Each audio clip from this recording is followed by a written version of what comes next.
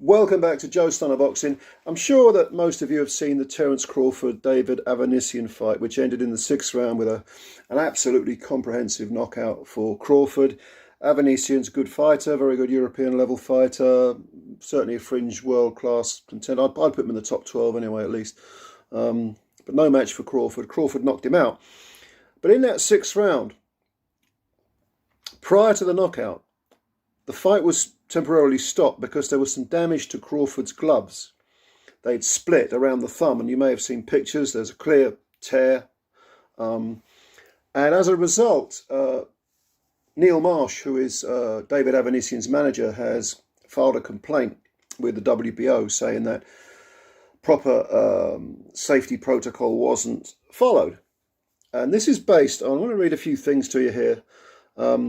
Now, before I go on, let me just say, I'm not suggesting for a moment, and I don't think even Neil Marsh is suggesting that the fight be overturned, that it be called a no contest. You know, Crawford won that fight. Come on, he won it. But the issue is the safety issue, not the result of the fight. And Neil Marsh, David Avanesyan's manager, he points out that, you know, a bad tear in the leather, if it had gone in the eye, it could have ripped the retina. It could have, it could have potentially ended Avanesyan's career, or certainly very badly injured him and left him out of the ring for a long time, as if he wasn't badly injured enough by the knockout. You know what I mean? But I'm talking about a physical injury rather than a neurological stoppage or knockout. So if you look at the rules with WBO rules, Chapter 006.04 states the gloves cannot be twisted or manipulated in any way by the contestants or others. If a glove breaks or string becomes untied during the bout, the referee, who in this case was Sparkle Lee, will instruct the timekeeper to take a timeout while the glove issue is being corrected. All gloves must be checked by a commission official prior to the start of the bout. Any snagged, torn or unfit gloves will not be approved for competition. Well, they're talking before the fight. During the fight, the implication seems to be that, the gloves should have been changed rather than let it go on to the end of the round. And of course, we didn't see the end of the round because Avanesyan got knocked out. But in fairness to Sparkle Lee, the referee, she did confer with the WBO supervisor, Russell Morra. And they seem to say, okay, well, we'll have a look at it at the end of the round. We just never reached the end of the round. Now, the question is, should the fight have been stopped? Should the replacement gloves been put on there and then rather than seeing the round out? Well, I don't know about that. I would say yes, and certainly Neil Marsh is of the view that should have happened.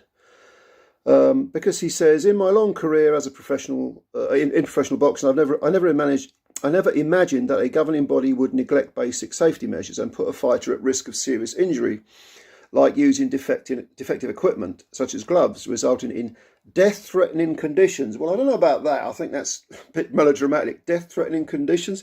Yeah, I understand it's a safety issue. A jagged glove, a piece of broken leather, whatever it is, it can catch you in the eye, it can cut you, it can, yeah, the issue has to be addressed. And perhaps you can make an argument that should have been addressed the moment it was noticed. Yeah, I get that. In my long career as let me move on. It was visible in round two that both gloves were collapsing. They were clearly defective. How can this happen in the 21st century and at world level? I have full respect for Crawford, but it's extremely disappointing. We have a right to ask these questions. Yes, he does, because what Marsh is saying is that the damage happened early on in the fight. It wasn't looked at until the sixth round, but it didn't happen in the sixth round. It happened beforehand. And if that's true, yeah, Marsh has got a right to say, hang on a minute, what's going on here? You know the rules. This is not fair.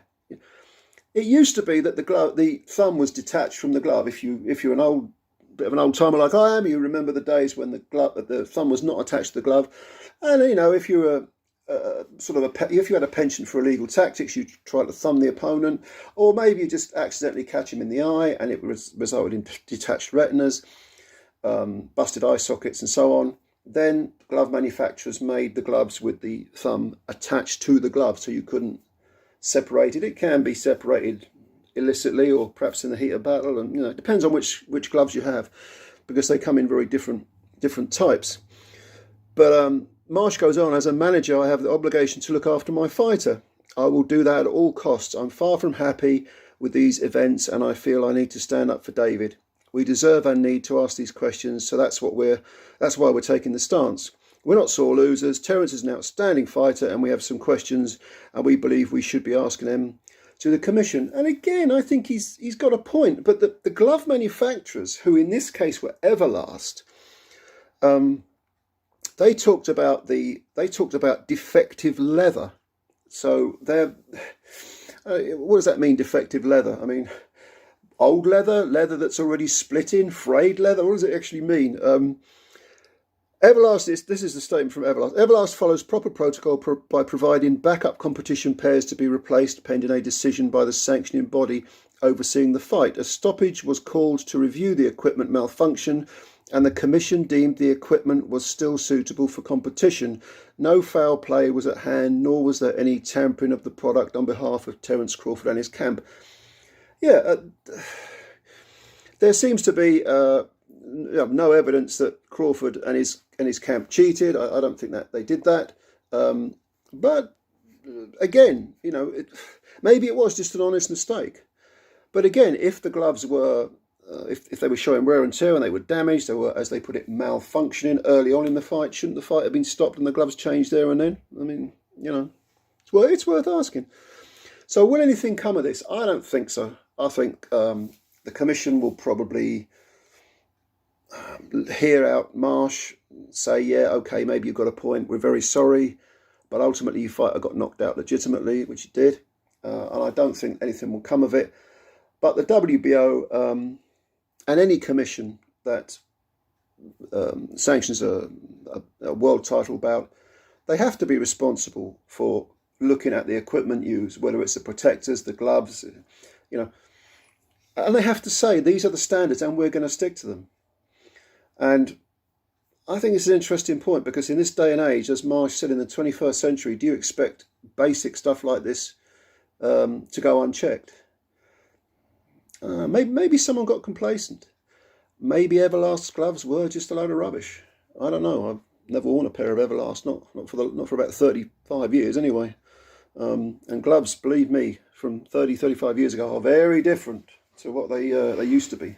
And there were so many different brands, I can't keep track of them, to be honest with you. But yeah, it's a little disagreement here. I think probably for the safety of fighters, this will be addressed, but nothing will really come of it. Avanesyan was knocked out, and Crawford will march on. But yeah, just thought I'd mention this to you. What do you think? If you've got any opinions, leave them below.